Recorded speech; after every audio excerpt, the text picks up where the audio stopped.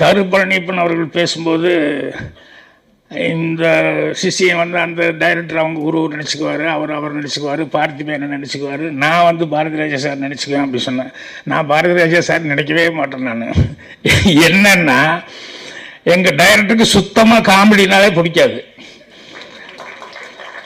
அதை வந்து நான் எப்படியாவது காமெடி உள்ளே இன்செர்ட் பண்ணி ஜனாக்கு அவங்க ஜனகராஜ்யங்களை எல்லாம் நடிக்க வைக்கணும்னு சொல்லி நான் ட்ரை பண்ணால் அவ்வளோ கோவப்படுவார். பாயா காமெடி கிமெடின்ட்டு அவர் சீரியஸாகவே தான் இருக்கணும் ஒரு சினிமான்னா அப்படிம்பார். நான் நேர ஆப்போசிட்டு.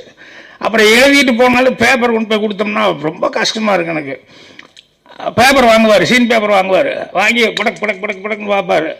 5 பக்கம் இருக்கும், நடுவில் 2 பேப்பர் கிழிச்சு அப்படி போட்டு ஒரு ஹோட்டல் போயிடுவார். எனக்குன்னா அவ்வளவு கஷ்டப்பட்டு எழுதி படிக்காமே 2 பேப்பர் கிழிச்சு போட்டு போயிடாருன்னா அவமானம்னு அப்படி ஒரு அவமானமாக இருக்கும். அப்புறம் போய் ஒரு ஓரமாக நின்றுக்குவேன்.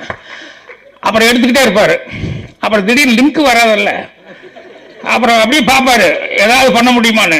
அது லிங்க் வரல இன்னொன்னே அவங்க அவர் ராஜனை கூப்பிடு அப்படிம்பாரு. அவர் எங்கேயும் அங்கே போய் நின்றுட்டாருங்க அப்படிமா. கூப்பிடு அவனை அப்படிம்பாரு. இது லிங்க் பண்ண நீங்களே பண்ணுங்க அப்படின்னு.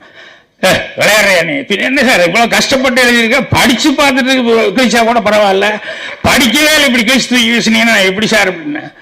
அதனால் எங்கள் டைரக்டர் சினிமா எடுக்கிறதுக்கும் நான் எடுக்கிறதுக்கும் நிறையா வித்தியாசம் இருக்குது. ஆனால் டைரக்டர் இருக்கிற மரியாதைகள் வந்து அவர் மேலே எனக்கு எப்பவுமே ரொம்ப மரியாதை உண்டு. முதல் படம் செய்யும்போது கூட அவருக்கும் ப்ரொடியூசருக்கும் ஒரு சின்ன சண்டை வந்துடுச்சு, ராஜ்கிரண் சாருக்கும் அவருக்கும்.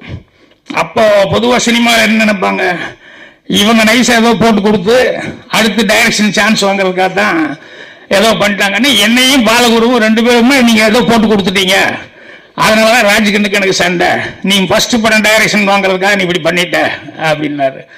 நான் இல்லவே இல்லை சார், உங்களுக்குள்ள ஏதோ பிரச்சனை எனக்கு தெரியாது, அதை பற்றி நான் இல்லை ஃபஸ்ட்டு படம் பண்ணுறதுக்காக நீ பிளான் பண்ணி பண்ணிட்ட அப்படின்னாரு.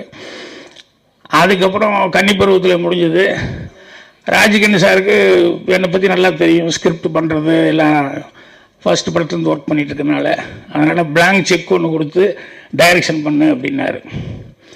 அப்போ அவர்கிட்ட சொன்னால் மன்னிச்சிருங்க சார், எனக்கு முதல் படம் டைரக்ஷன் நீங்கள் செய்யலைன்னு தப்பாக நினச்சிக்காதீங்க. ஏன்னா எங்கள் டைரக்டருக்கு வந்து உள்ளூர் ஒரு ஃபீலிங், நான் ஏதோ சான்ஸ் வாங்குறதுக்காக தான் போட்டு கொடுத்துருக்கேன் அப்படின்னு சொல்லிட்டு. அதனால் வந்து நான் ஃபஸ்ட்டு படம் இந்த கம்பெனிக்கு நான் பண்ணல அப்படின்னு. 3 படம் சக்ஸஸ்ஃபுல்லாக கொடுத்துருக்கோம், அம்மன் கிரியேஷன் அவ்வளோ மரியாதை இருக்குது, என்ன விளையாடுறியா நீ அப்படின்னாரு. இல்லை சார் எனக்கு மனசுக்கு கஷ்டமாக இருக்குது வேண்டாம் அப்படின்னு.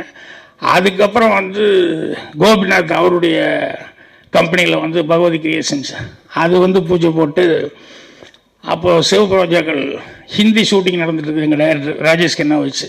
அப்புறம் அங்கே போய் கொடுத்தேன், இன்விடேஷன் கொடுத்தேன். ஓகே வரேன் அப்படின்னா. சார் டைட்டில் பார்க்கலையா மேலே, அம்மன் கிரியேஷன் இல்லை சார் பகவதி கிரியேஷன் அப்படின்னு. நான் ஏதோ அப்போ கோபத்தில் சொன்னேன், நீ கோபத்தில் சொன்னால் கூட நான் அதை பண்ணியிருந்தேன்னா உண்மையிலேயே போட்டு கொடுத்த மாதிரி தான் ஆயிரும் அப்படின்னு சொல்லிட்டு அதனால தான் பண்ணலை அப்படின்னு. அதுக்கப்புறம் அதே அம்மன் கிரியேஷனுக்கு நீ நல்ல பீக்கில் இருக்கிற ஒரு ப்ரொடியூசர் கஷ்டப்படுறாரியா, அந்த கம்பெனிக்கு ஒரு படம் பண்ணு அப்படின்னு சொல்லி எங்கள் டைரக்டர் வந்து சொன்னதுக்கப்புறம் அப்புறம் எங்கள் சென்ராஜா படம் பண்ணேன்.